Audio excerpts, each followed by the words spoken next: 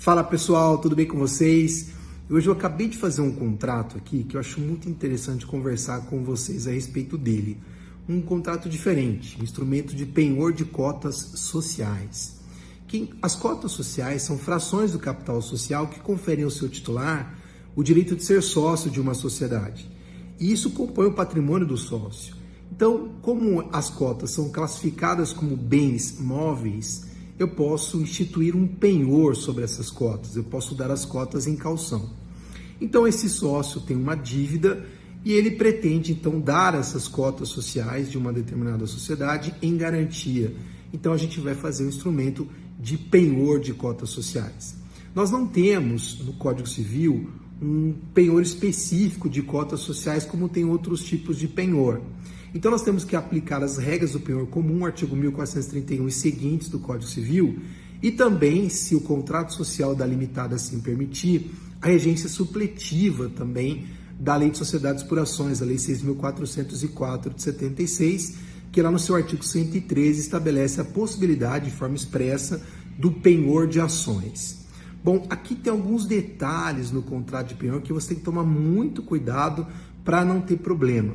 Então, quem oferece as cotas em penhor é o devedor pignoratício. E quem recebe em penhor é o credor pignoratício. Então, o que a gente tem que definir nesse contrato de penhor? 2 pontos fundamentais. O primeiro deles é com relação aos lucros.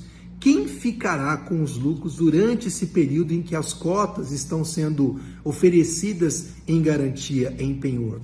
Se nós não estabelecermos isso no contrato, isso pode gerar problemas. Então, é muito importante estabelecer que todos os lucros todos os dividendos, tudo que se recebe a respeito das cotas, vão incorporar o valor patrimonial dessas cotas. Entretanto, é o devedor pignoratício que terá direito a recebimento desses lucros durante o período de penhor. Outro detalhe importante é no tocante ao voto. O credor pignoratício tem ou não tem direito de voto? Né? É uma questão que também deve ser bem definida no contrato de penhor, porque, a princípio, o credor pignoratício não pode engessar a sociedade só porque ele tem a garantia, ele ainda não é o sócio da sociedade, ele só tem as cotas em caução, em garantia. Portanto, a princípio, quem vai ter direito de voto é o devedor pignoratício. Ocorre que tem algumas decisões que podem comprometer justamente esse valor patrimonial em garantia.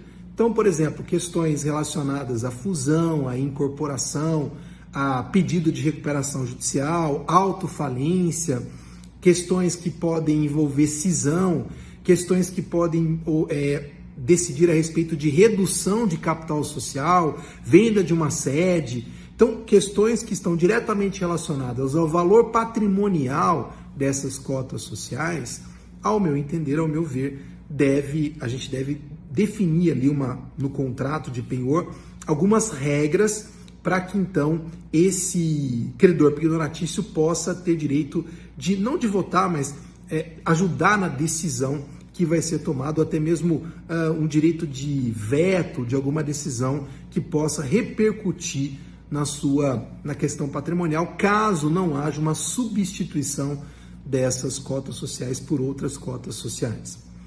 Então, são algumas questões que eu enfrentei nesse contrato que eu queria trazer para vocês aqui para análise, para reflexão, porque são questões relevantes e que pode acontecer no seu dia a dia, tá bom?